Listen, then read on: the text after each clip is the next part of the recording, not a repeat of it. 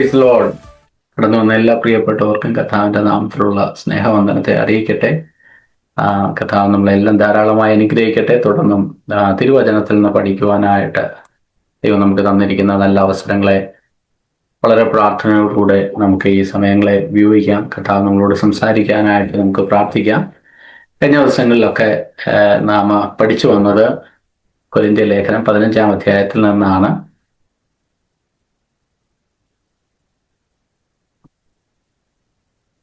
കൊരിന്ത്യർ ലേഖനം 15-ാം അധ്യായത്തിന്റെ 35 മുതൽ 58 വരെയുള്ള വാക്യങ്ങളാണ് ഇന്ന് ചിന്തിക്കുവാനായിട്ട് ആഗ്രഹിക്കുന്നത്. കഴിഞ്ഞ ദിവസങ്ങളിൽ പുനരുദ്ധാനത്തെ കുറിച്ചാണ് നാം പഠിച്ചത്. കർത്താവിന്റെ പുനരുദ്ധാനം, വിശ്വാസികൾ അവര് പിന്നെയും അവരുടെ ജീവിതത്തിൽ അങ്ങനെ ഒരു പുനരുദ്ധാനം ഉണ്ടാകുമോ എന്നൊക്കെയുള്ള ചോദ്യങ്ങൾക്ക് വളരെ സിസ്റ്റമാറ്റിക് ആയിട്ട് വളരെ ആഴത്തിൽ നിന്ന് പൗലോസ് മറുപടി എഴുതുന്നതാണ് കഴിഞ്ഞ ദിവസങ്ങളിൽ നാം ചിന്തിച്ചത്.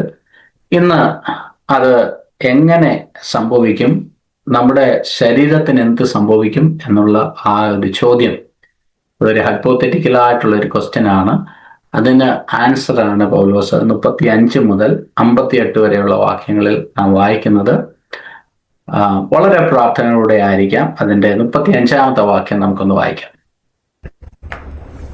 പക്ഷേ ഒരുവൻ മരിച്ചവർ എങ്ങനെ ഉയർക്കുന്നുവെന്നും ഏതുവിധം ശരീരത്തോടെ വരുന്നുവെന്നും ചോദിക്കും. അപ്പൊ ഇതൊരു പൗലോസ് ഈ സ്കെപ്റ്റിക് ആയിട്ടുള്ള, ഇതിൽ വിശ്വസിക്കാത്ത, മരിച്ചവരുടെ പുനരുദ്ധാനത്തെ കുറിച്ച് വിശ്വസിക്കാത്ത ആൾക്കാർ രണ്ട് ചോദ്യങ്ങൾ ചോദിക്കാനുള്ള സാധ്യതയുണ്ട്. അത് ഒന്ന്, ഏത് വിധം നമ്മുടെ ശരീരത്തിന് എന്ത് സംഭവിക്കും എന്നുള്ള രണ്ട് ക്വസ്റ്റ്യൻ ആണ് ഇവിടെ പൗലോസ് അതിന് ആൻസർ എഴുതിയിരിക്കുന്നത്. അതിന്റെ 36-ാമത്തെ വാക്യം. മൂഢ, നീ വിതയ്ക്കുന്നത് ചത്തില്ല എങ്കിൽ ജീവിക്കുന്നില്ല. അപ്പൊ ഇവിടെ ഈ വിതയ്ക്കുക, അതിനകത്തുനിന്നുള്ള ഈ കൃഷിയോട് റിലേറ്റഡ് ആയിട്ട് ഒരുപാട് ഉപമകൾ ദൈവവചനത്തിൽ നാം കാണുന്നുണ്ട്. കൊരിന്ത്യർ ലേഖനത്തിൽ തന്നെ ദൈവസഭയെക്കുറിച്ച് നിങ്ങൾ കർത്താവിന്റെ കൃഷി എന്നുള്ള ആ ഒരു ഭാഗമൊക്കെ നാം ചിന്തിക്കുവാനായിട്ടിടയായി. അപ്പൊ ഈ വിത്ത് വിതയ്ക്കുന്നതും അത് ഉയർക്കുന്നതും അതിനകത്തുനിന്ന് പുതിയ മുള പൊട്ടി അതിനകത്തുനിന്ന് വലിയൊരു ഫലം ഉണ്ടാകുന്നതും ഒക്കെ പലയിടങ്ങളിലും ബൈബിളിൽ കോട്ട് ചെയ്തിട്ടുണ്ട്. അപ്പൊ ഇവിടെ പറയുന്നു, മൂഢ എന്ന് പറയുന്ന foolish one, what you sow is not made alive unless it dies. അപ്പം ഒരു മരണം ഒരു ജനനത്തിന് ആവശ്യമായ ഒരു ഘടകമാണ്.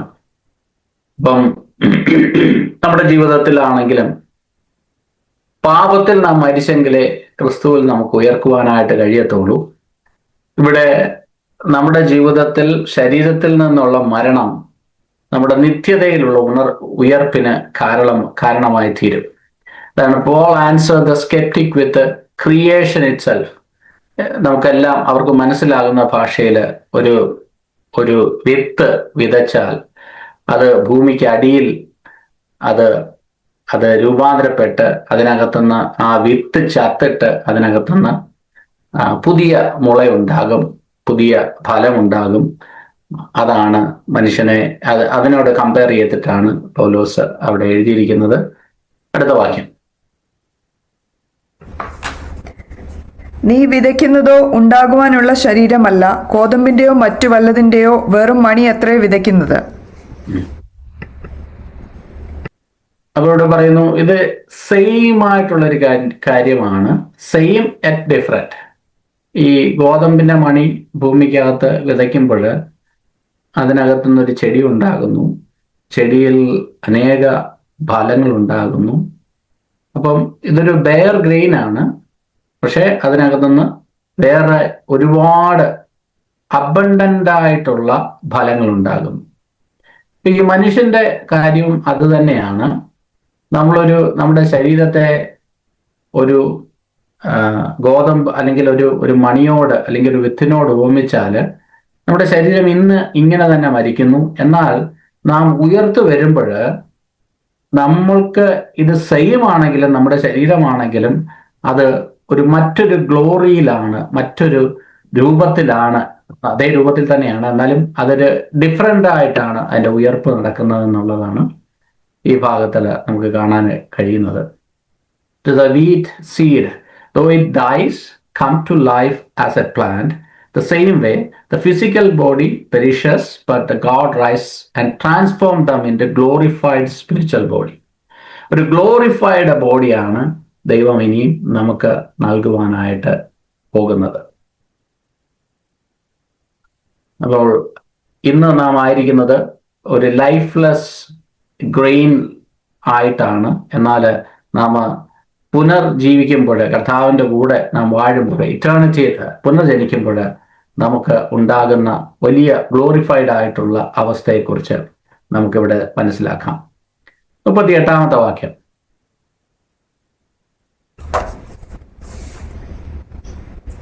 ദൈവമോ തന്റെ ഇഷ്ടം പോലെ അതിനൊരു ശരീരവും ഓരോ വിത്തിന് അതതിന്റെ ശരീരവും കൊടുക്കുന്നു. അപ്പം ദൈവത്തിന്റെ ആ ഒരു സോവറിൻ പ്ലാനിനകത്തുള്ളതാണ്. God himself who assign the form and resurrection bodies are not randomly but lovingly designed. ഒരു ചെറിയൊരു ഉദാഹരണം പറഞ്ഞാൽ, നമ്മുടെയൊക്കെ വീട്ടിൽ ലാൻഡ്സ്കേപ്പിംഗ് ചെയ്യുമ്പോൾ, അല്ലെങ്കിൽ ഒരു പൂന്തോട്ടം ഉണ്ടാകുമ്പോൾ, ആ പൂന്തോട്ടത്തിൽ ഡിഫറെൻ്റ് ആയിട്ടുള്ള ഒരേ ചെടികളല്ല വെക്കുന്നത്, എല്ലാം ഡിഫറെൻ്റ് ആയിട്ടുള്ള ചെടികളായിരിക്കും വെക്കുന്നത്. എന്നാൽ ഇതെല്ലാം ചെടിയാണെങ്കിൽ പോലും ഡിഫറെൻ്റ് ആയിട്ടുള്ള പൂക്കൾ, അതാണല്ലോ കാണാനായിട്ട് ഏറ്റവും മനോഹരമായിട്ടുള്ളത്. എൻ്റെ ഒരു ഭാവനയെ ഞാൻ പറഞ്ഞാൽ, നാം എല്ലാവരെയും കർത്താവിൽ തിരഞ്ഞെടുത്തത്, കർത്താവ് ആ ഒരു ഗാർഡനെ കണ്ടുകൊണ്ടാണ് ദൈവം നമ്മളെ തിരഞ്ഞെടുത്തത്. എന്നാൽ ഇന്ന് അതിൻ്റെ വിത്തുകളൊക്കെ ഈ ഭൂമിയിൽ മരിച്ച് അത് ജീവിക്കുമ്പോൾ സ്വർഗത്തിൽ ഒരു പൂന്തോട്ടമായിട്ട് ഒരു ഒരു ഒരു ഗാർഡന്റെ ഒരു പിക്ചറൊക്കെ ഞാനിവിടെ കൊടുത്തിരിക്കുന്നത്. അതുപോലെയാണ് ദൈവം നമ്മളെ കണ്ടിരിക്കുന്നത്. കർത്താവിൻ്റെ ഇഷ്ടപ്രകാരമാണ്. God himself who assign the form and resurrected body. അത് കർത്താവിൻ്റെ please and as he pleases to each one its own. നമ്മുടേതായ ഓരോരുത്തർക്കും അവരുടേതായ ഒരു ബോഡി ഉണ്ടായിരിക്കും. ഇത് നമുക്ക് ലഭിക്കുന്ന ഒരു പേഴ്സണൽ അഷുറൻസ് കൂടാണ്. God who gives us the grain its body, it will give you the body he prepared for you in Christ. അപ്പൊ നമുക്കെല്ലാം ഗ്ലോറിഫൈഡ് ആയിട്ടുള്ള ഒരു ഗ്ലോറിയസ് ആയിട്ടുള്ള ഒരു ശരീരം കർത്താവിൻ്റെ വരവിങ്കൽ നമുക്കെല്ലാം ലഭിക്കുവാനായിട്ട് ഇടയാകും. അതുകൊണ്ടാണ് നാം ഇറ്റേണിറ്റിയിൽ കർത്താവിൻ്റെ കൂടെ ആയിരിക്കുന്നത്.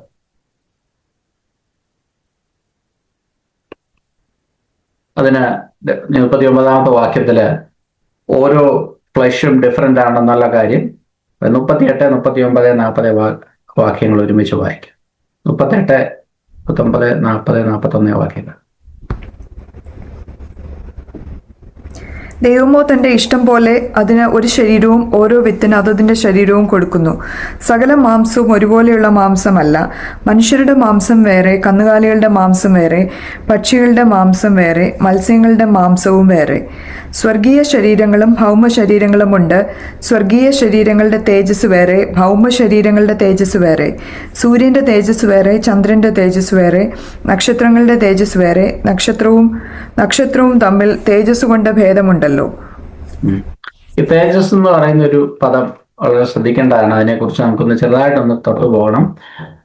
അതിനു മുമ്പിട്ട് ഈ ഭാഗത്തിൽ കാണുന്നത് ഓരോ മൃഗത്തിനും ഓരോ ക്രിയേഷനും അവരുടേതായിട്ടുള്ള ശരീരങ്ങൾ ഉണ്ട്. അപ്പൊ ഇതെല്ലാം ഡിഫറെൻ്റ് ആണ്. ഇപ്പം ഈ മീനിന്റെ ശരീരത്തിന്റെ പ്രത്യേകത, അതിന് വെള്ളത്തിന് അടിയിലേ താമസിക്കാനായിട്ട് പറ്റത്തുള്ളൂ, വെള്ളത്തിലേ അതിന് കഴിയാനായിട്ട് പറ്റത്തുള്ളൂ. പറവകൾക്ക് അത് പറക്കുവാനായിട്ട് സാധിക്കും. മനുഷ്യന് വ്യത്യസ്തമായ ഒരു ശരീരമാണ്. അപ്പൊ ഇതെല്ലാം ജീവിക്കുന്ന ആ സാഹചര്യത്തിന് അനുസരിച്ചുള്ള ശരീരമാണ് ഇതിനെല്ലാം നൽകിയിരിക്കുന്നത്. ഇന്ന് നാം ഭൂമിയിലായിരിക്കുമ്പോൾ നമ്മുടെ ശരീരം ഭൂമിയിൽ വസിക്കുവാനായിട്ടുള്ള ഒരു ശരീരമാണ്. എന്നാൽ സ്വർഗത്തിൽ ഈ ശരീരം കൊണ്ട് നമുക്ക് ജീവിക്കാനായിട്ട് പറ്റത്തില്ല. അവിടുത്തെ രീതിക്ക്, അവിടുത്തെ കാലാവസ്ഥയ്ക്ക്, അല്ലെങ്കിൽ അവിടുത്തെ ആ ഒരു വെള്ളത്തിനനുസരിച്ചുള്ള ശരീരം നമുക്ക് എല്ലാം, ഒരു സ്പിരിച്വൽ ബോഡി ആവശ്യമാണ്. അപ്പൊ അങ്ങനെയുള്ള ഒരു ശരീരം ദൈവം നമുക്ക് നൽകുവാനായിട്ട് ഇടയാകും. അതിനെക്കുറിച്ചൊരു വ്യക്തത നമുക്ക് വേണം. അതാണെങ്കിൽ അതുകൊണ്ട് മാത്രമാണ് എഴുതിയിരിക്കുന്ന സ്വർഗത്തിലെ ഈ ഭൂമിയിലെ ശരീരം കൊണ്ട് നമുക്ക് സ്വർഗത്തിൽ ജീവിക്കാൻ പറ്റത്തില്ല. സ്വർഗത്തിൽ ജീവിക്കേണ്ട ഒരു ശരീരം, ജീവിക്കാൻ കഴിയുന്ന ഒരാത്മീക ശരീരം ദൈവം നമുക്ക് ആ ഉയർപ്പിൽ നൽകുവാനായിട്ട് ഇടയാകും. ഈ ഗ്ലോറി എന്നുള്ള ആ ഒരു വിഷയത്തെക്കുറിച്ച് ചെറുതായിട്ടൊന്ന് ഞാനൊന്ന് തൊട്ടുപോകുവാനായിട്ട് ആഗ്രഹിക്കുന്നു. സെലസ്റ്റിയൽ ആൻഡ് ടെറിസ്ട്രിയൽ ബോഡി, രണ്ട് ശരീരങ്ങളുണ്ട്. ഒന്ന് ഭൂമിയിൽ കഴിയുവാൻ ആവശ്യമായ ശരീരവും ഒന്ന് സ്വർഗത്തിൽ കഴിയുവാൻ ആവശ്യമുള്ള ശരീരം. അപ്പൊ നമ്മുടെ എല്ലാ ശരീരം രൂപാന്തരപ്പെടും എന്നുള്ള കാര്യം തീർച്ചയായിട്ടും അതൊരു സത്യമാണ്. അതൊരു വളരെ ക്ലിയർ ആയിട്ട് പോൾ ഇവിടെ എക്സ്പ്ലെയിൻ ചെയ്യുന്നുണ്ട്. നിങ്ങളുടെ എല്ലാ ശരീരം ഒരു നാളിൽ രൂപാന്തരപ്പെടും. അത് സ്വർഗത്തിൽ പോകുന്നവരാണെങ്കിലും നരകത്തിൽ പോകുന്നവരാണെങ്കിലും രണ്ട് രീതിയിലാണെങ്കിലും ഈ ശരീരം രൂപാന്തരപ്പെടുവാനായിട്ട് ഇടയാക്കും. നരകത്തിൽ പോകുന്നവർക്ക് നരകത്തിൽ താമസിക്കത്ത രീതിയിലുള്ള ഒരു ശരീരം. എൻ്റെ ഒരു ചിന്തയിൽ ഞാൻ പറയുകയാണ്, നമ്മുടെ ഈ ശരീരം കൊണ്ട് നരകത്തിൽ പോയി കഴിഞ്ഞാൽ അവിടെ ഒരു സെക്കൻഡ് പോലും നമുക്ക് ജീവിച്ചിരിക്കാനായിട്ട് കഴിയത്തില്ല. അവിടുത്തെ ആ യാതനകളിലും കഷ്ടപ്പാടുകളിലും ഒക്കെ മരിക്കാതെ നിത്യതയോളം ജീവിക്കുന്നത് പോലെ ഇറ്റേണിറ്റിയിലാണ് നരകവും. അപ്പൊ അവിടെ അത്രയും ജീവിക്കുവാനുള്ള ഒരു ശരീരം ഓരോരുത്തർക്കും നരകത്തിൽ പോകുവാനായിട്ട് പ്ലാൻ ചെയ്ത് പ്രിപ്പയർ ചെയ്തിരിക്കുന്നവർക്കും അത് തന്നെ ലഭിക്കുവാനായിട്ട് ഇടയാകും.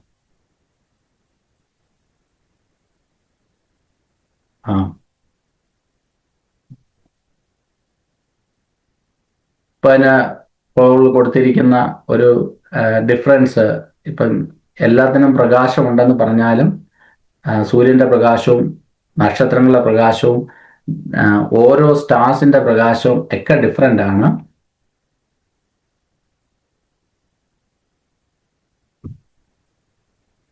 ഈ ഗ്ലോറി എന്നുള്ള ഒരു പദം, അതിൻ്റെ ഒരു വേർഡ് നാം പഠിക്കുന്നത് നല്ലതാണ്. ഡോസ എന്നാണ് അതിൻ്റെ മൂലഭാഷയിലെ പദം. അതിന് ഒന്ന് രണ്ട് ഓൾഡ് ടെസ്റ്റമെന്റിലുള്ള ഒരു റെഫറൻസ് ഞാൻ പറയാം, നമുക്കതൊന്ന് കുറച്ചുകൂടെ ഒന്ന് മനസ്സിലാക്കാൻ വേണ്ടിയിട്ടാണ്. പുറപ്പാട് പുസ്തകം 40-ാം അധ്യായത്തിന്റെ 34-35 എവിടൊക്കെയാണ് ഈ പദം പഴയ നിയമത്തിൽ ഉപയോഗിച്ചിട്ടുള്ളതെന്നുള്ളതാണ് ഒന്ന് കാണാനായിട്ട് പോകുന്നത്. അതിന്റെ പുറപ്പാട് പുസ്തകം 40-ാം അധ്യായത്തിന്റെ 34-35 വാക്യങ്ങളൊന്ന് വായിക്കാം. അപ്പോൾ മേഘം സമാഗമന കൂടാരത്തെ മൂടി, യഹോവയുടെ തേജസ് തിരുനിവാസത്തെ നിറച്ചു. മേഘം സമാഗമന കൂടാരത്തിന്മേൽ അധിവസിക്കുകയും യഹോവയുടെ തേജസ് തിരുനിവാസത്തെ നിറയ്ക്കുകയും ചെയ്തതുകൊണ്ട് മോശയ്ക്ക് അകത്ത് കടപ്പാൻ കഴിഞ്ഞില്ല. ഇതാണ് പഴയ നിയമത്തിൽ വെളിപ്പെട്ട ഒരു ഗ്ലോറി. അത് തന്നെ 1 രാജാക്കന്മാരുടെ പുസ്തകം 8-ാം അധ്യായത്തിന്റെ 11-ാം വാക്യത്തിലും അതേ പദം തന്നെയാണ് ഉപയോഗിച്ചിരിക്കുന്നത്. ഒന്ന് വായിക്കാം. 1 രാജാക്കന്മാർ 8-ാം അധ്യായത്തിന്റെ 11-ാം വാക്യം.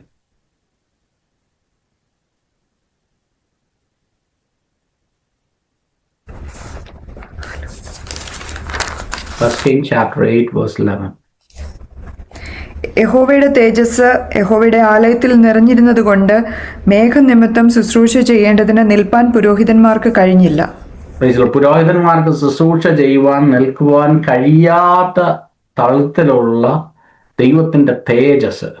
നമ്മൾ ഈ തേജസ് എന്നൊക്കെ പറഞ്ഞു പോകുമ്പോൾ അതിൻ്റെ ഒരു അല്പമെങ്കിലും ഒരു ഡെപ്ത് ഒന്ന് മനസ്സിലാക്കാൻ വേണ്ടിയിട്ടാണ് ഈ വാക്യങ്ങളൊക്കെ ഒന്ന് വായിച്ചത്. ഹഗായിയുടെ പുസ്തകം 2-ാം അധ്യായത്തിന്റെ 7-ാം വാക്യം കൂടെ ഒന്ന് വായിക്കാം. ഏത് പുസ്തകം? ഹഗായി 2-ാം അധ്യായത്തിന്റെ 7-ാം വാക്യം. ഞാൻ സകല ജാതികളെയും ഇളക്കും, സകല ജാതികളുടെയും മനോഹര വസ്തു വരികയും ചെയ്യും. ഞാൻ ഈ ആലയത്തെ മഹത്വപൂർണ്ണമാക്കും എന്ന് സൈന്യങ്ങളുടെ യഹോവ അരുളി ചെയ്യുന്നു. അവിടെ ഉപയോഗിച്ചിരിക്കുന്ന അതേ പദം തന്നെയാണ്, ആലയത്തെ മഹത്വപൂർണ്ണമാക്കും. അപ്പൊ ഇതേ ഒരു തേജസ് പുതിയ നിയമത്തില് വെളിപ്പാട് പുസ്തകത്തിൽ 15-ാം അധ്യായത്തിന്റെ 8-ാം വാക്യത്തിലും അതേ പദം തന്നെ ഉപയോഗിച്ചിട്ടുണ്ട്. അതൊന്ന് വായിക്കാം. 15-ാം അധ്യായത്തിന്റെ 8-ാം വാക്യം. ദൈവത്തിന്റെ തേജസ്സും ശക്തിയും ഹേതുവായിട്ട് ദൈവാലയം പുക കൊണ്ട് നിറഞ്ഞു. 7 ദൂതന്മാരുടെ ബാധ 7 കഴിയുവോളം ദൈവാലയത്തിൽ കടപ്പാൻ ആർക്കും കഴിഞ്ഞില്ല. അവിടെയും ഉപയോഗിച്ചിരിക്കുന്ന അതേ പദം തന്നെയാണ്. എന്നാൽ പൗലോസ് റോമാലേഖനത്തില് മനുഷ്യർക്ക് നഷ്ടപ്പെട്ട ഒരു തേജസ്സിനെ കുറിച്ച് പറയുന്നു. അവിടെയും ഉപയോഗിച്ചിരിക്കുന്ന ഇതേ പദം തന്നെയാണ്. 3-ാം അധ്യായത്തിന്റെ 23-ാം വാക്യം. റോമാലേഖനം 3-ാം അധ്യായത്തിന്റെ 23-ാം വാക്യം.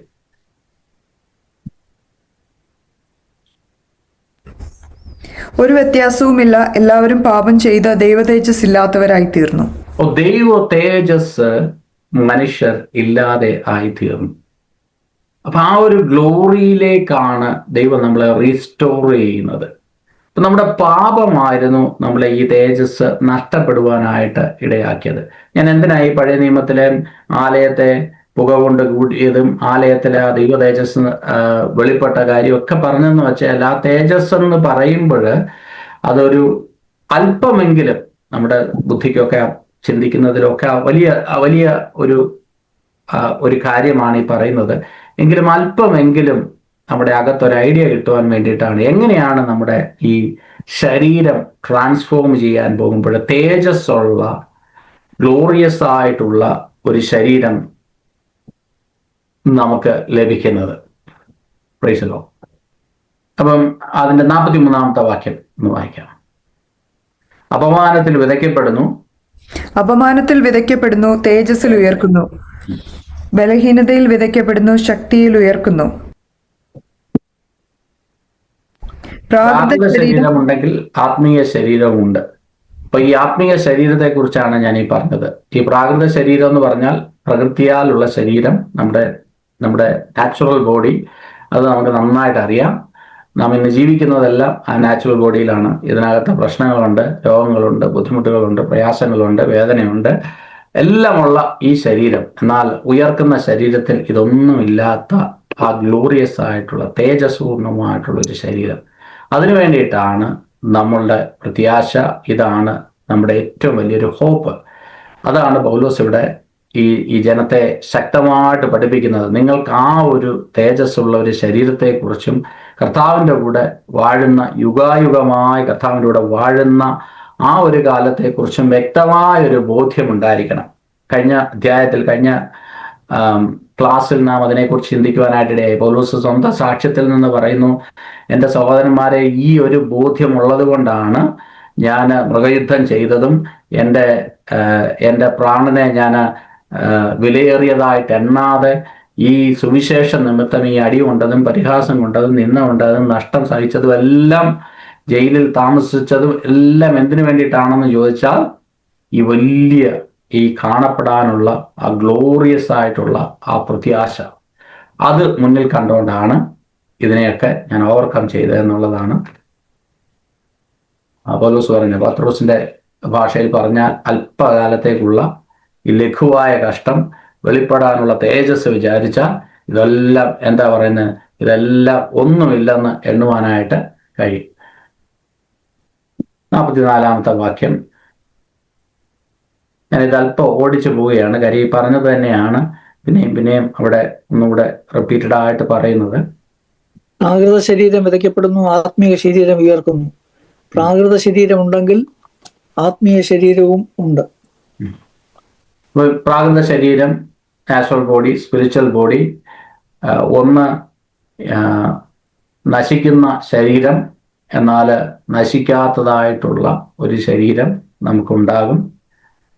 അപ്പൊ ഇത് ഒന്നുകൂടെ പോൾ അഫേം ചെയ്യുകയാണ്. ഈ രണ്ട് ബോഡീസും റിയൽ ആയിട്ട് ഉള്ള ഒരു കാര്യമാണ്. നമ്മുടെ ജീവിതത്തിൽ, വിശ്വാസികളുടെ ജീവിതത്തിൽ, കർത്താവിനോടുകൂടെ ചേർന്ന ഓരോ വ്യക്തികളുടെ ജീവിതത്തിലും അവര് അനുഭവിക്കുവാനായിട്ട് പോകുന്ന, അവരുടെ ജീവിതത്തിൽ നടക്കാൻ പോകുന്ന ഒരു കാര്യത്തെക്കുറിച്ചാണ് പൗലോസ് ഇവിടെ കൊരിന്ത്യ സഭയെ പഠിപ്പിക്കുന്നത്. അതിന്റെ 45-ാമത്തെ വാക്യം. ഒന്നാം മനുഷ്യനായ ആദാം ജീവനുള്ള ദേഹിയായി തീർന്നു എന്ന് എഴുതിയിരിക്കുന്നുവല്ലോ. ഒടുക്കത്തെ ആദാം ജീവിപ്പിക്കുന്ന ആത്മാവായി. എന്നാൽ ആത്മീകമല്ല, പ്രാകൃതമത്രേ ഒന്നാമത്തേത്, ആത്മീകം പിന്നത്തേതിൽ വരുന്നു. ഇവിടെ കഴിഞ്ഞ പ്രാവശ്യം കേട്ടതുപോലെ ഉൽപ്പത്തി 2-ാം അധ്യായത്തിന്റെ 7-ാം വാക്യത്തില് ആദാമിനെ കുറിച്ച് പറഞ്ഞിരിക്കുന്നു. അപ്പം ആദാമിന്റെ ഒരു ഇതുമായിട്ട് ആദാമും ക്രൈസ്റ്റും തമ്മിലുള്ള ഒരു കമ്പാരിസൺ ആണ് ഇവിടെ പറഞ്ഞിരിക്കുന്നത്. Christ is last Adam and he does not merely live, he gives life. ആദാമിനെ കുറിച്ച് പറയുന്നു, അവന് ജീവനുണ്ടായി. He received life, he was a creature. അവൻ്റെ മൂക്കിൽ ശ്വാസമൂതി അവന് ജീവനുണ്ടായി. He gives birth by God's hand. പക്ഷേ ഒടുക്കത്തെ ആദാമായ ക്രിസ്തുവിനെ കുറിച്ച് പറയുന്നു, Christ does more than receive life, he gives life to all who join to him. അപ്പം നാം എല്ലാവരും ബൈ ബർത്ത് ആദാമിൻ്റെ കൂടെ ആയിരുന്നു, എന്നാൽ ബൈ ഫെയ്ത്ത് നാം ക്രിസ്തുവിൻ്റെ കൂടെ ആയിത്തീർന്നു. അപ്പൊ അങ്ങനെ ഉള്ളവർക്ക് മാത്രമേ ഈ രണ്ടാമത്തുള്ള ഈ പറഞ്ഞിട്ടുള്ള ഗ്ലോറിയസ് ആയിട്ടുള്ള ശരീരത്തിന് ക്വാളിഫൈഡ് ആകത്തുള്ളൂ, അർഹതയുള്ളൂ. അപ്പം ഒന്നാമത്തെ ആദാമിൻ്റെ കൂടെയാണ് നാം എങ്കിൽ നമ്മുടെ ജീവിതത്തിൽ മരണം, അതുകൊണ്ട് നമ്മുടെ ജീവിതം അവസാനിക്കുന്നു. എന്നാൽ നാം ക്രിസ്തുവിൻ്റെ കൂടെ ചേർന്നത് കൊണ്ടാണ് നമ്മുടെ ജീവിതത്തിൽ ഇറ്റേണിറ്റി ഉള്ളത്, നമ്മുടെ ജീവിതത്തിൽ ഇന്നും പ്രത്യാശയുള്ളത്. ആദ്യത്തെ ആദാം പാപത്തിൽ മരിച്ചു, അവൻ്റെ ശമ്പളം മരണം അത്രേ, അവന് പിശാചിൻ്റെ കൂടെ പോകുവാനായിട്ട് ഇടയാകും. എന്നാൽ ഒടുക്കത്തെ ആദാമായ ക്രിസ്തുവിലൂടെ നമുക്ക് വീണ്ടും ജനനമുണ്ട്. ഇതിനെക്കുറിച്ച് നാം ഡീറ്റെയിൽ ആയിട്ട് കഴിഞ്ഞ ക്ലാസ്സുകളിൽ ചിന്തിച്ചിട്ടുണ്ട്.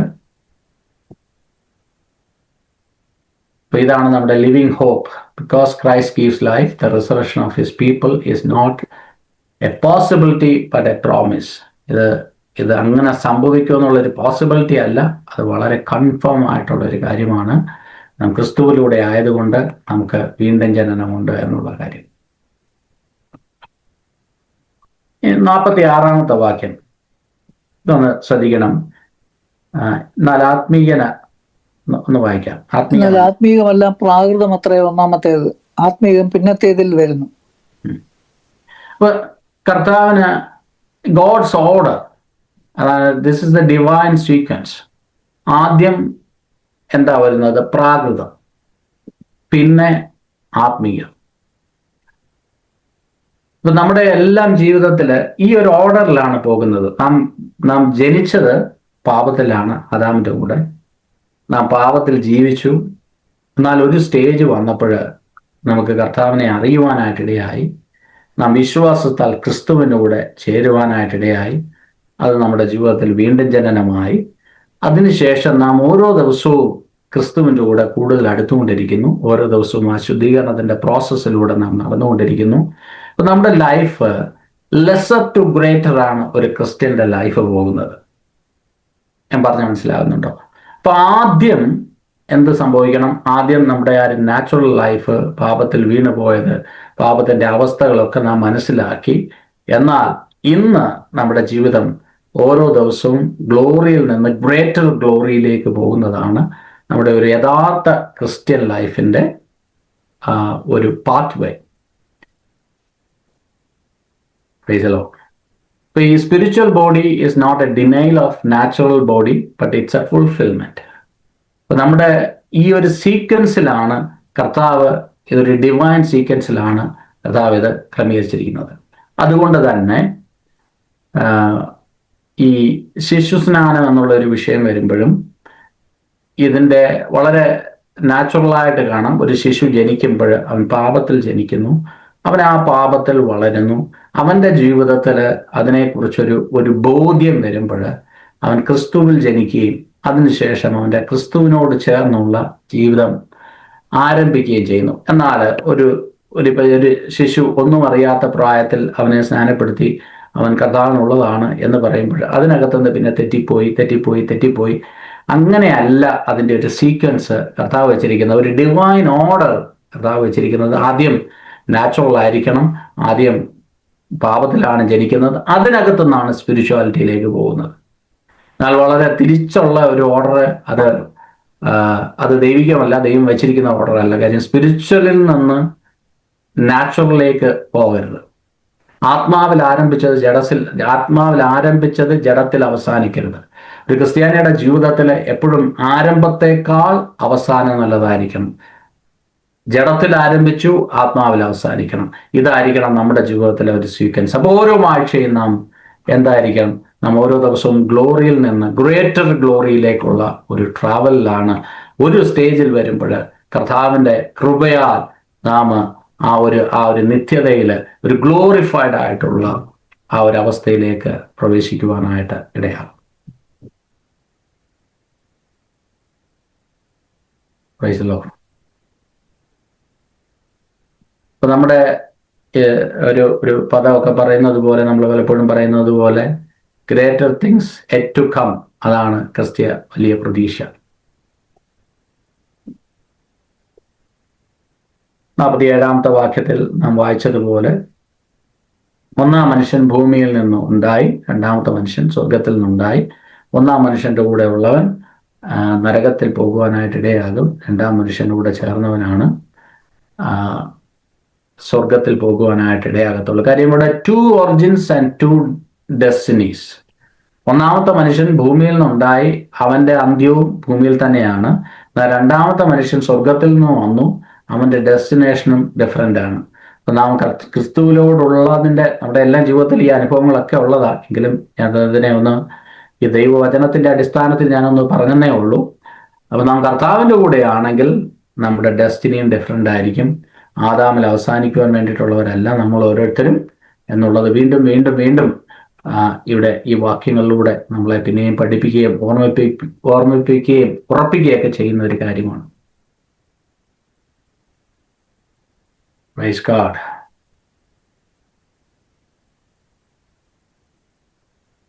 Like father, like family. ഇപ്പൊ നമ്മൾ ആരുടെ കൂടെയാണെന്നുള്ളതാണ് നമ്മുടെ ഡെസ്റ്റിനി തീരുമാനിക്കുന്നത്. നാം ക്രിസ്തുവിൽ വിശ്വാസത്താൽ നാം കർത്താവിൻ്റെ കൂടെ ചേർന്നിട്ടുണ്ടെങ്കിൽ, നാം ആ കുടുംബത്തിന്റെ അംഗമാണെങ്കിൽ നമ്മുടെ ജീവിതത്തിൽ ഇതെല്ലാം റിഫ്ലക്റ്റ് ചെയ്യുവാനായിട്ടിടയാകും.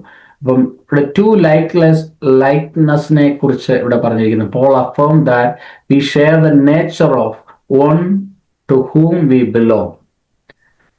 അത് വളരെ ഇമ്പോർട്ടൻ്റ് ആയിട്ടുള്ളൊരു കാര്യമാണ്. നമ്മൾ ആരെ അനുഗമിക്കുന്നു എന്നുള്ളത് നമ്മുടെ ചർച്ചിന്റെ രജിസ്റ്റർ നോക്കിയോ, അല്ലെങ്കിൽ നമ്മൾ എവിടെ ഏത് മീറ്റിങ്ങിൽ പോകുന്നോ, ഏത് കൂട്ടായ്മയിൽ പോകുന്നു ഉള്ളതൊന്നും വെച്ചിട്ടല്ല, നമ്മുടെ ലൈക്ക്നെസ്സിനെ അനുസരിച്ചാണ് നമ്മൾ ആരെ അനുഗമിക്കുന്നു എന്നുള്ളതിൻ്റെ ഒരു ഉത്തമമായ ഒരു ഉദാഹരണം.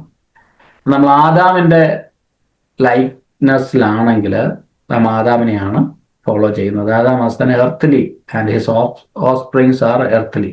അപ്പോൾ ഭൂമിയിലുള്ളത് ചിന്തിക്കുക, ഭൂമിയിലുള്ളതിന് വേണ്ടിയിട്ട് ജീവിക്കുക, അപ്പോൾ ഭൂമിയിലുള്ളത് മാത്രം പ്രത്യാശ വെച്ച് ജീവിക്കുക. ഇതൊക്കെ എന്ന് പറഞ്ഞാൽ ആദാമിൻ്റെ കുടുംബക്കാരാണെന്നാണ് നമുക്ക് മനസ്സിലാക്കുന്നത്. പക്ഷെ Christ is heavenly being. Christ സ്വർഗത്തിൽ നിന്ന് വന്നു. അപ്പം അവൻ്റെ പ്രത്യാശ മുഴുവനും സ്വർഗത്തിലുള്ളതും അവൻ്റെ ആഗ്രഹം സ്വർഗത്തിലുള്ളതും ഒക്കെ ആയി മാറുമ്പോൾ നമ്മുടെ ജീവിതത്തിൽ ഇതൊന്നും ഒരു ഒറ്റയടിക്ക് നടക്കുന്ന കാര്യമല്ല. ഡേ ബൈ ഡേ ദൈവവചനം പഠിക്കുകയും ദൈവത്തോട് കൂടുതൽ നടക്കുകയൊക്കെ ചെയ്യുമ്പോൾ നമ്മുടെ ജീവിതത്തിൽ ഉണ്ടാകുന്ന അനുദിനവും ഉണ്ടാകുന്ന ഒരു രൂപാന്തരമാണ് നമ്മളെ ഹെവൻലി ബീയിങ് ആക്കി മാറ്റുന്നത്, നമ്മളെ ആ ഒരു ഫാമിലിയുടെ ആ ഒരു നേച്ചറിലേക്ക് മാറ്റുന്നത്. നമ്മുടെ കുടുംബത്തിലെ പശ്ചാത്തലങ്ങളൊക്കെ ആയിരിക്കും നമ്മൾ പലപ്പോഴും നമ്മുടെ ജീവിതത്തിലും ക്യാരി ഓൺ ചെയ്യുന്നത്. നമ്മളവിടെ പഠിച്ചതും അവിടുത്തെ രീതികളും ഒക്കെയാണ് നമ്മുടെ തുടർന്നുള്ള ലൈഫിലും ക്യാരി ഓൺ ചെയ്യുന്നത്. അതുപോലെ തന്നെയാണ് ഇവിടെ 2 കുടുംബത്തെക്കുറിച്ച് പറയുന്നു. ഒന്ന് ആദാമിൻ്റെ കുടുംബം, 2 ക്രിസ്തുവിൻ്റെ കുടുംബം. നമ്മളെ ആദാമിൻ്റെ കുടുംബത്തിലുള്ളവരായിരുന്നെങ്കിലും നമ്മളെ ക്രിസ്തുവിൻ്റെ കൂടെ അവൻ ചേർത്ത് പണിയുവാനായിട്ട് ഇടയായി.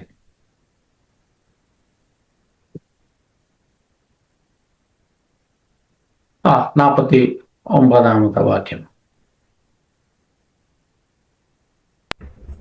നാം മണ്ണുകൊണ്ടുള്ളവന്റെ പ്രതിമ ധരിച്ചതുപോലെ സ്വർഗീയന്റെ പ്രതിമയും ധരിക്കും.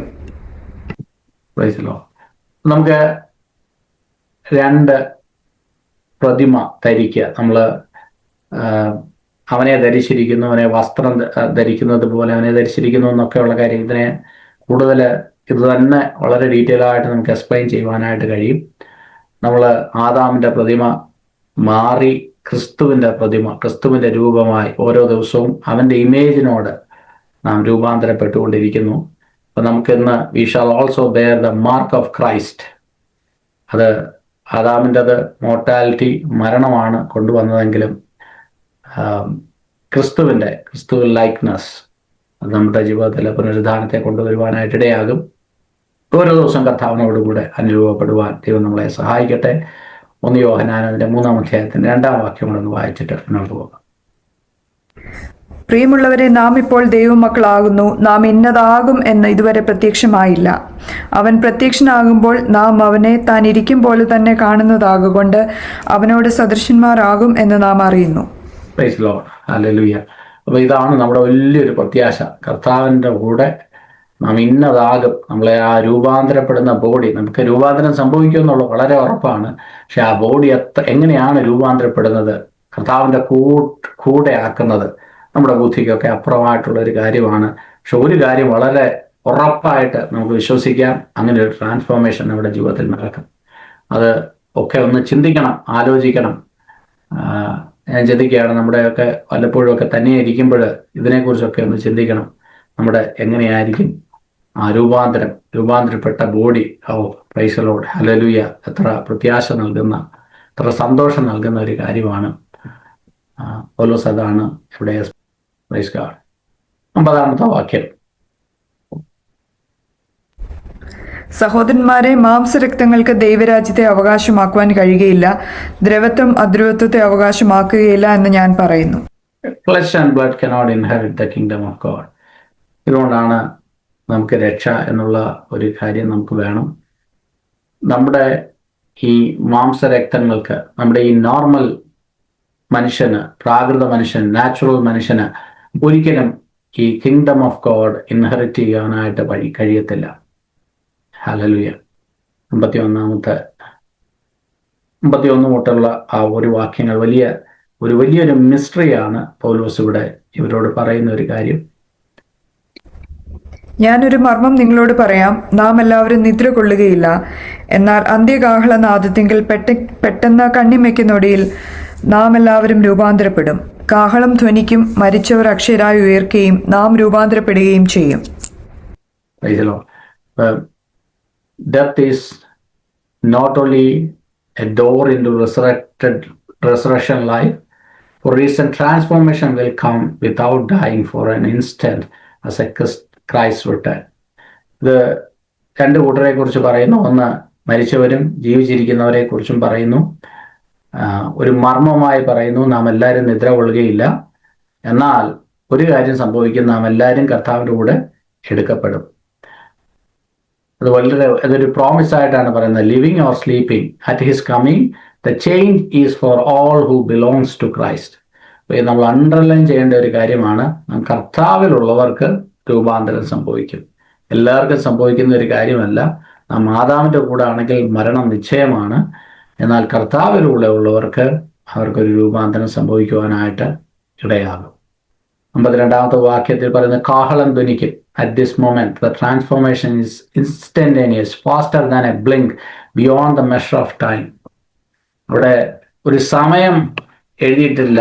എത്ര മിനിറ്റ് എടുക്കുമെന്നോ എത്ര സെക്കൻഡ് എടുക്കുമെന്നോ ഒന്നും അറിയത്തില്ല. കാര്യം ഒരു സെക്കൻഡ് പോലും എടുക്കത്തില്ല എന്നുള്ളതാണ് ഈ വചനം നമ്മളെ പഠിപ്പിക്കുന്നത്. ബ്ലിങ്ക് ഓഫ് ആൻ ഐ, അത്ര വളരെ ഫാസ്റ്റായിട്ട് കാഹളം ധ്വനിക്കുമ്പോൾ അതൊരു അനൗൺസ്മെന്റ് ഓഫ് ഡേ ആയിരിക്കും. അതൊരു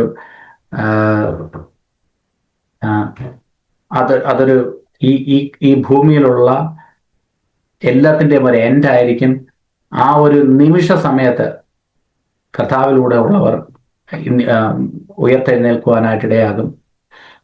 ഡിവൈൻ നെസസിറ്റി 53-ാമത്തെ വാക്യത്തിൽ നാം കാണുന്നു, ദ്രവത്വമുള്ളത് അദ്രവത്വത്തെയും മധ്യമായത് അമർത്യത്തെയും ധരിക്കണം. വലിയ ട്രാൻസ്ഫോർമേഷൻസ് ഇവിടെ നടക്കണം. സെയിം ബോഡി, നമുക്കൊരു ട്രാൻസ്ഫോംഡ് ബോഡി. ഞാനൊരു ചെറിയൊരു പിക്ചർ ഇല്ലുസ്ട്രേഷൻ അടുത്തേക്കാണെങ്കിൽ, നാം ഇന്ന് ഭൂമിയിലുള്ള ഈ ഒരു ശരീരത്തിന് ഈ ഒരു ഇമ്മീഡിയറ്റ് ആയിട്ടുള്ള ഒരു ട്രാൻസ്ഫോർമേഷൻ നടക്കുവാനായിട്ട് ഇടയാകും.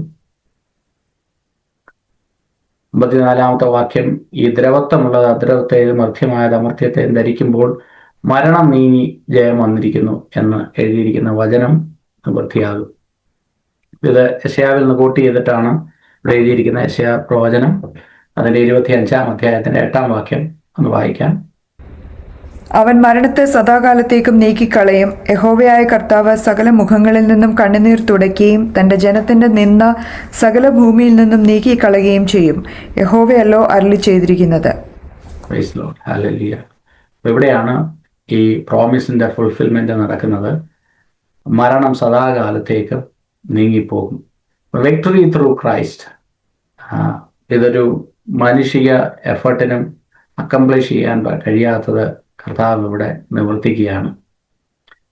അതൊരു ഫൈനൽ വേർഡായിട്ട് എഴുതിയിരിക്കുന്നു. Death is no longer has a last word over the people of God. But ജയമാണ് ഇതിൻ്റെ ലാസ്റ്റ് വേർഡായിട്ട് ഇവിടെ പറയുന്നിരിക്കുന്നത്. അതിൻ്റെ 55, 56 വാക്യങ്ങൾ നാം പലപ്പോഴും എടുത്ത് പറയുന്ന ഒരു വാക്യമാണ്. നമുക്ക് അത് റിലേറ്റഡ് ആയിട്ടൊരു പാട്ടൊക്കെ ഉണ്ടല്ലോ. മരണത്തിൻ്റെ വിഷമുള്ള പാപത്തിൻ്റെ ശക്തിയോ ന്യായപ്രമാണം. ഹേ മരണമേ നിന്റെ ജയം എവിടെ? ഹേ മരണമേ നിന്റെ വിഷമുള്ള എവിടെ? ഇത് ഹോസേയ അതിൻ്റെ 13-ാം അധ്യായത്തിൻ്റെ 14-ാം വാക്യം ഒന്ന് വായിക്കാം. ഇത് പാപത്തിൻ്റെ വിഷമുള്ളിനെ ഒടിച്ചു കളഞ്ഞ ദൈവത്തിൻ്റെ വലിയ വിജയത്തെക്കുറിച്ച് നാം ഇവിടെ കാണുന്നു. മരണത്തിൻ്റെ വിഷമുള്ള എവിടെ? പാപത്തിൻ്റെ ശക്തിയോ ന്യായപ്രമാണം. ഒന്ന് വായിക്കാം ഹോസേയാവിന്റെ പുസ്തകം അതിൻ്റെ 13-ാം അധ്യായത്തിന്റെ 14-ാം വാക്യം. ഞാൻ അവരെ പാതാളത്തിന്റെ അധീനത്തിൽ നിന്ന് വീണ്ടെടുക്കും, മരണത്തിൽ നിന്ന് ഞാൻ അവരെ വിടുവിക്കും. മരണമേ നിന്റെ ബാധകൾ എവിടെ? പാതാളമേ നിന്റെ സംഹാരം എവിടെ? എനിക്ക് സഹതാപം തോന്നുകയില്ല. ഈ ഭാഗങ്ങളൊക്കെ വിവരിച്ച് പറയുവാനായിട്ട് ഒരുപാട് കാര്യങ്ങളുണ്ടെങ്കിലും വളരെ ഷോർട്ടായിട്ട് പറഞ്ഞാൽ ഇതെല്ലാം നമ്മുടെ ജീവിതത്തിൽ സംഭവിക്കാനുള്ള ഒരു വിശ്വാസിയുടെ ജീവിതത്തിൽ ഇതെല്ലാം കാണാൻ പോകുന്ന വലിയ ജയത്തെക്കുറിച്ചും വളരെ ഗ്ലോറിയസ് ആയിട്ടുള്ള നിമിഷങ്ങളെക്കുറിച്ചുമൊക്കെയാണ് നാം ഇവിടെ കാണുന്നത്. അതിൻ്റെ 55-ാമത്തെ 57-ാമത്തെ വാക്യത്തിൽ നമ്മുടെ യേശു ക്രിസ്തു മുഖാന്തരം നമുക്ക് ജയം നൽകുന്ന കർത്താവിന് സ്തോത്രം. ഈ ജയമൊക്കെ നമുക്കുണ്ടെങ്കിലും ഇത് എങ്ങനെയാണ് സംഭവിക്കുന്നതെന്ന് ചോദിച്ചാൽ ഈ ജയം നൽകുന്നത് കർത്താവാണ്. ഇതൊരു വലിയൊരു ആരാധനയായിട്ട് മാറുകയാണ്. Thanks be to God. കാര്യം വിക്ടറി ഈസ് ഗിവൺ. നമ്മുടെ കഴിവുകൊണ്ടോ എടുക്കുകൊണ്ടോ ഒന്നുമല്ല. We do not achieve this victory, but it's a gift of God through Christ Jesus, through our Lord. Christ is the channel and the substance of every crime over sin and death. മരണത്തിൽ നിന്നും പാപത്തിൽ നിന്നും നമുക്ക് വിടുതൽ തന്നത് കർത്താവിലൂടെയാണ്. എന്നാൽ നാം കർത്താവിലൂടെ ചേർന്നത് നമുക്ക് കർത്താവിലുള്ള വിശ്വാസത്താലാണ്. അതുപോലെ തന്നെ ആ ഒരു പദത്തില്, ആ ഒരു വാക്യത്തില് നമുക്ക് കാണാം, God gives victory now even we wait its unveiling. ഇത് സംഭവിക്കാനിരിക്കുന്ന കാര്യമാണെങ്കിലും ഇന്നും പ്രസന്റ് ടെൻസിൽ പറയുന്നു ഗോഡ് ഗീവ്സ് വിക്ടറി. നമുക്കിന്നും പാപത്തിൽ നമ്മളെ നിർത്തുന്നത് കർത്താവ് തരുന്ന ആ ജയമാണ്. നമ്മുടെ കഴിവുകൊണ്ടോ വിൽ പവർ കൊണ്ടോ കമ്മിറ്റ്മെന്റ് കൊണ്ടോ ഒന്നുമല്ല നമ്മളെ നിർത്തുന്നത് കർത്താവാണ്.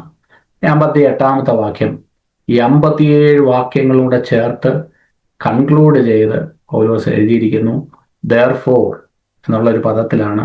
ആകയാൽ, മലയാളത്തിൽ ആകയാൽ എന്റെ പ്രിയ സഹോദരന്മാരെ, നിങ്ങൾ ഉറപ്പുള്ളവരും കുലുങ്ങാത്തവരും നിങ്ങളുടെ പ്രയത്നം കർത്താവിൽ വ്യർത്ഥമല്ല എന്ന് അറിഞ്ഞിരിക്കിയാൽ കർത്താവിന്റെ വേലയിൽ എപ്പോഴും വർദ്ധിച്ചു വരുന്നവരും ആകുകയും.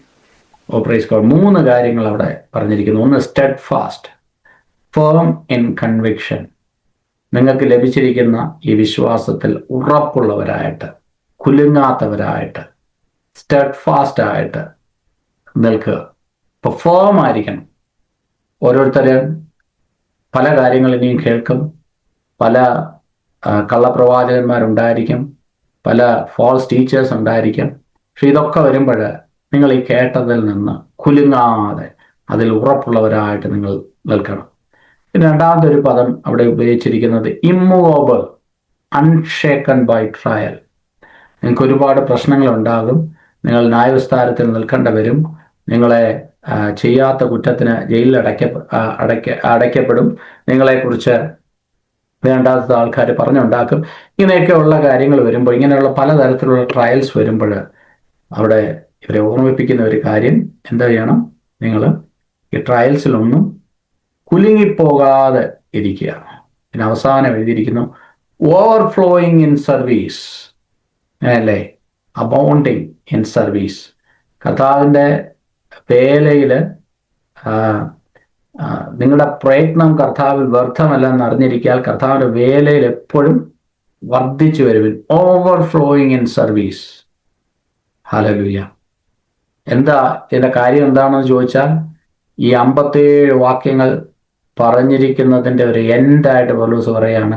ഇത്രയും കാര്യങ്ങൾ വളരെ ഡീറ്റെയിൽ ആയിട്ട് പഴയ നിയമത്തിൽ നിന്ന്, പ്രവചനത്തിൽ നിന്ന്, അപ്പോസ്തലന്മാരുടെ പഠിപ്പീരിൽ നിന്ന്, ഡോക്ടറിൻസിൽ നിന്നൊക്കെ പൗലോസ് വളരെ വ്യക്തമായിട്ട് എഴുതിയതിന് ശേഷം നമ്മുടെ ലൈഫിലും ഈ 3 കാര്യങ്ങൾ മുറുകെ പിടിക്കുവാനായിട്ട് നമുക്ക് കഴിയുന്നുണ്ടോ എന്നുള്ളത്. ഒന്ന്, സ്റ്റെഡ് ഫാസ്റ്റായിട്ട് നിൽക്കുക. ട്രയൽസിൻ്റെ നടുവിൽ കുലുങ്ങിപ്പോകാതെ, നമ്മളെ കുലുക്കിക്കളയുന്ന തരത്തിലുള്ള ട്രയൽസുകൾ, ബുദ്ധിമുട്ടുകൾ, പ്രയാസങ്ങളൊക്കെ വരുമ്പോൾ അതിൻ്റെ നടുവിൽ കുലുങ്ങാതെ. 3, ഓവർഫ്ലോയിങ് ഇൻ സർവീസ്. ഓരോ ദിവസവും എങ്ങനെ കുറയ്ക്കാമെന്നുള്ളതല്ല നമ്മൾ നോക്കേണ്ടത്, ഓരോ ദിവസവും എങ്ങനെ അടുത്തൊരു പടിയൂടെ, അടുത്ത ഒരു കുറച്ച് സമയം കൂടെ ഇതിനു വേണ്ടിയിട്ട് സ്പെൻഡ് ചെയ്യാൻ പറ്റുമോ എന്നുള്ളത്. കുറച്ച് സമയം കൂടെ ഈ സർവീസിൽ, ഈ വേലയിൽ, ദൈവരാജ്യത്തിൻ്റെ വേലയിൽ ഇൻവെസ്റ്റ് ചെയ്യാൻ കഴിയുമോ എന്നുള്ള ഒരു ചിന്ത. Price the Lord. ഹല്ലേലൂയ. ഈ വാക്യം വായിച്ചപ്പോൾ എന്നെയും ഒന്ന് ടച്ച് ചെയ്ത ഒരു കാര്യമാണ്. പലപ്പോഴും നമ്മൾ കൂടിപ്പോയെന്ന് വിചാരിക്കുന്നവരാണ്. കുറച്ചുകൂടെ കുറച്ചാൽ നല്ലതായിരിക്കുമെന്ന് വിചാരിക്കുമ്പോൾ ഇവിടെ പറയുന്നു അബൗണ്ടിങ് ഇൻ സർവീസ്. എപ്പോഴും ഒരു ദൈവവൈതലിൻ്റെ, ദൈവദാസൻ്റെ ജീവിതത്തിൽ എപ്പോഴും ചിന്തിക്കേണ്ട ഒരു കാര്യം, എങ്ങനെ അടുത്തൊരു സ്റ്റെപ്പ്, എങ്ങനെ കുറച്ചും കൂടെ എഫക്റ്റീവായിട്ട്, അല്ലെങ്കിൽ കുറച്ചുകൂടെ സമയം കർത്താവിന് വേണ്ടി കൊടുക്കാം, അല്ലെങ്കിൽ കർത്താവിൻ്റെ വേലയിൽ പ്രയോജനപ്പെടാം. ഇവിടെ പറഞ്ഞിരിക്കുന്നത് your labour not in vain. Every cup of water, every faithful word, every act of love endures into eternity. ഇതൊരിക്കലും നഷ്ടപ്പെട്ടു പോകുന്നതല്ല. നിങ്ങൾ ജോലി ചെയ്യുന്ന ഇടയിൽ എത്ര ആത്മാർത്ഥമായിട്ട് ജോലി ചെയ്താലും ഒരുപക്ഷെ അത് പലരും കണ്ടെന്നിരിക്കത്തില്ല, അത് കണ്ടില്ലെന്ന് വരാം.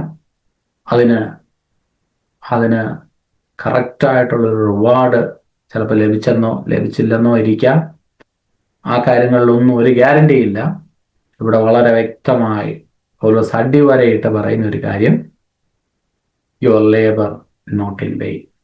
നിങ്ങളുടെ ഈ കഷ്ടപ്പാടുകൾ, ഉറക്കകളപ്പ്, ദൈവത്തിന് വേണ്ടി നിൽക്കുന്നത്, അതിനു വേണ്ടിയിട്ടുള്ള ഓട്ടം, that is not in vein.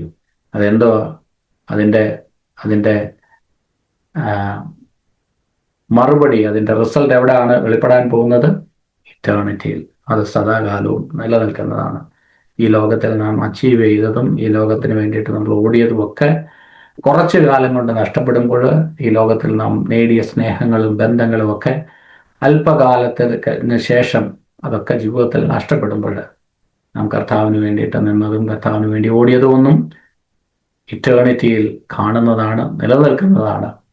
അതിനായിട്ട് ദൈവം നമ്മളെ സഹായിക്കുമാറാകട്ടെ. ഈ വചനങ്ങൾ നമ്മുടെ ജീവിതത്തിൽ ഏറ്റവും പ്രയോജനമായി തീരട്ടെ. ഇതൊരു ബൈബിൾ സ്റ്റഡി എന്നുള്ളതല്ല, അതിലുപരിയായി നമ്മുടെ ജീവിതത്തെ മാറ്റുന്നതും ഉറപ്പിക്കുന്നതും നമ്മളെ എൻകറേജ് ചെയ്യുന്നതും മുന്നോട്ട് നയിക്കുന്നതും ഒക്കെ ആയി മാറട്ടെ എന്ന് പ്രാർത്ഥിക്കുന്നു. ദൈവം നമ്മളെ അതിനായിട്ട് സഹായിക്കട്ടെ.